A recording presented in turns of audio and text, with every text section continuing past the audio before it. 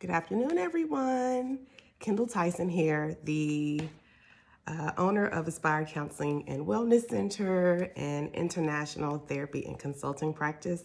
And I am back with my Q&A with Kindall, responding to the questions from the Lady Raiders at Taft High School. I want to start by saying Happy New Year to you all. I hope that 2025 is going to be a year of abundance, a year of questions answered, and a year that helps you to feel the most fulfilled that you have in a while.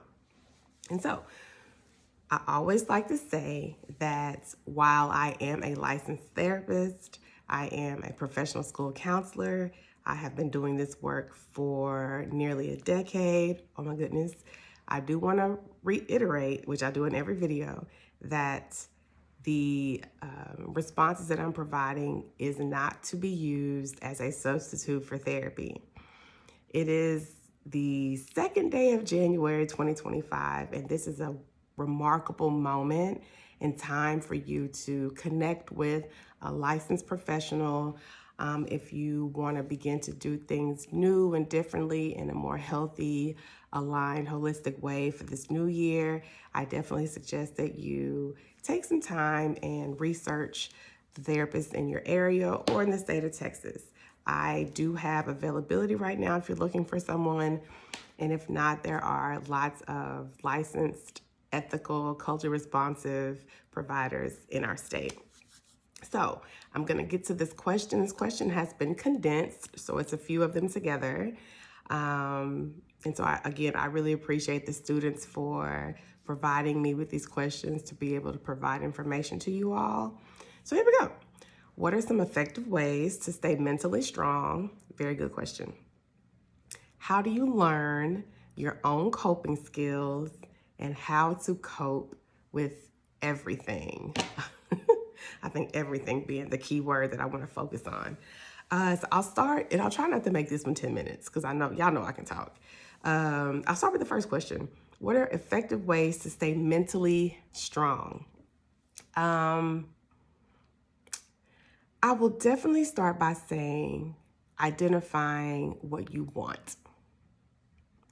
A lot of times our brains are so focused on the thing that we're choosing to move away from or the thing that we're lacking that we don't spend enough time, or we aren't as mindful about focusing on the thing that we're seeking or the thing or the space or the state of being that we want to move toward. So being more solution focused in our thinking. And that doesn't mean that you ignore the challenges that you're having. However, we get to choose the thing that we focus more on. I think I've said this before. What you focus on is either gonna, it's gonna amplify.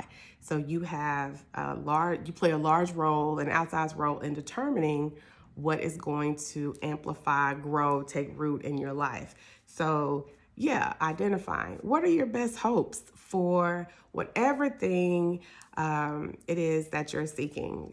New job, a move, the new year.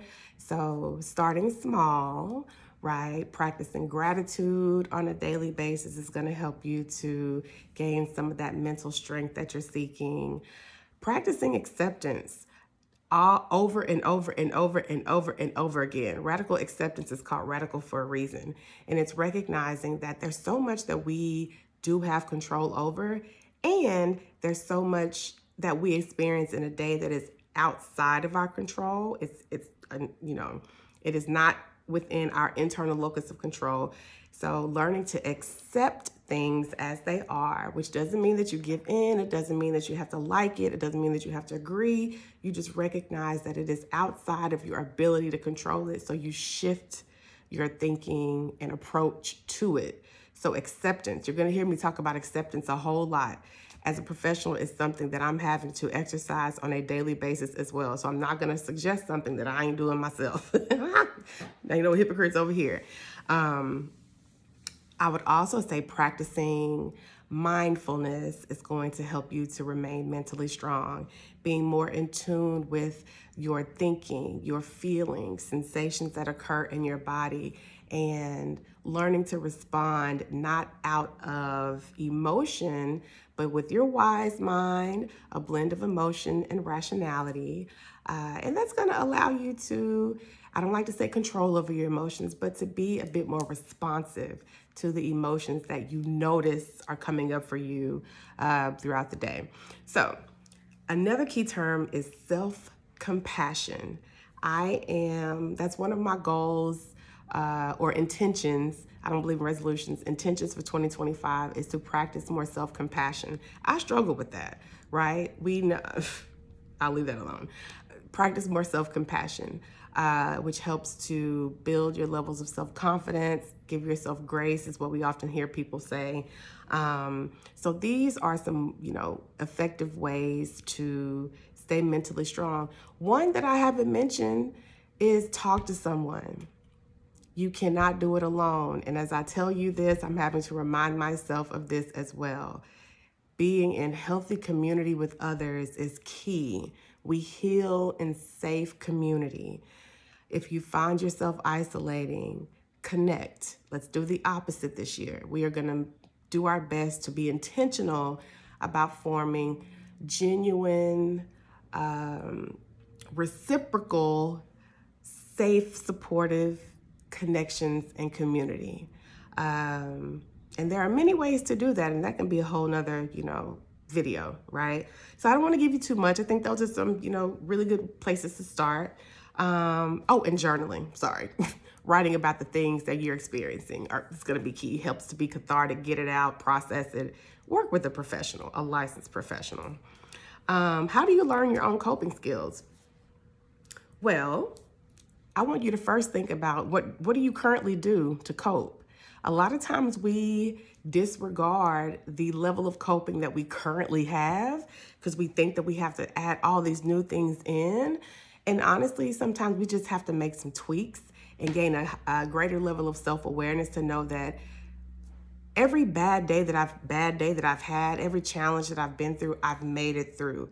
Now, the degree of making it through might look different for each one, but you're still here, right? And we want you to persist and continue to thrive. So think about the things that you've done already that's helped you cope with some of the challenges that you've experienced up to this point. Other ways to learn healthy coping, working with a professional to teach you healthy ways of coping. We learn by seeing, right? If we recognize that our parents cope with stress and issues in healthy ways, we mimic, we learn from them, we repeat things that they do, we take them in as our own, and that can go in a healthy way and an unhealthy way. So hopefully you're getting healthy modeling of coping.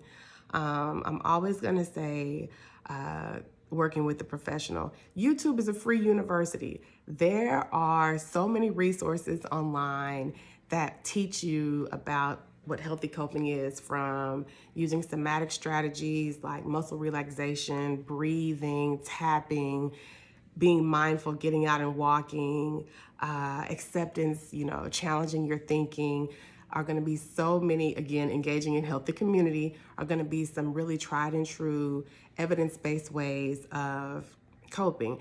And I, as a culturally responsive practitioner, definitely believe that many of the cultural practices that have been passed down from generation to generation help us persist in the world that we live in. So thinking about some of your rich cultural traditions that help, bring your community together, that help you reconnect with yourself, that help you to be more accepting of things that you're experiencing, and begin to incorporate those back into your life. Some things that I love to do, one strategy specifically is sound bathing meditation, which has indigenous roots, right? There's a place in Dallas, oh God, I forgot the name, but I love doing sound meditation. It kind of helps to reset my chakras, right? So that I feel rejuvenated, restored, recalibrated, and ready to, approach the new day. And lastly, how do you cope with everything? You don't. You take the everything and you break it up into smaller things and you identify how to cope with those things. When we feel like we have to shoulder the weight of the world, it becomes very overwhelming. And so for my perfectionist, myself included, those who feel like they have to bear everyone's responsibilities, I'm asking that in 2025 that you let that notion go. Learning to let go of things that are outside of your control, learning to own your feelings and accept them for what they are without judging yourself and without running from them is going to be really important. Being more aware of what makes you happy, what triggers you, and how you want to be cared for, and setting boundaries is going to be key. And like I've said, ultimately, above all, working with a licensed professional to help unearth some of these things and making sure that you are part of a safe, supportive, loving, empathetic, non-judgmental community of support. So as students, it's really important for you to find someone that you trust and talk to them. Having worked with students for a very long time, I recognize that some of you don't want to feel like you're burdening others, but we are here to support you and to help you work through the things that you're going through. Remember, the skills that you learn now are going to help you to mature into healthy, productive citizens, and we want to do our best to support you along that journey. However, you have to let us help you.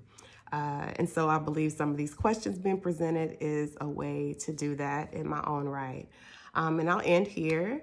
Again, if you're looking for some ethical, culture responsive support, please reach out to us at www.aspirecounselingwell.com to schedule a session, to schedule a free 15-minute consultation. You can follow us on Instagram, on our website, join our community, or on YouTube.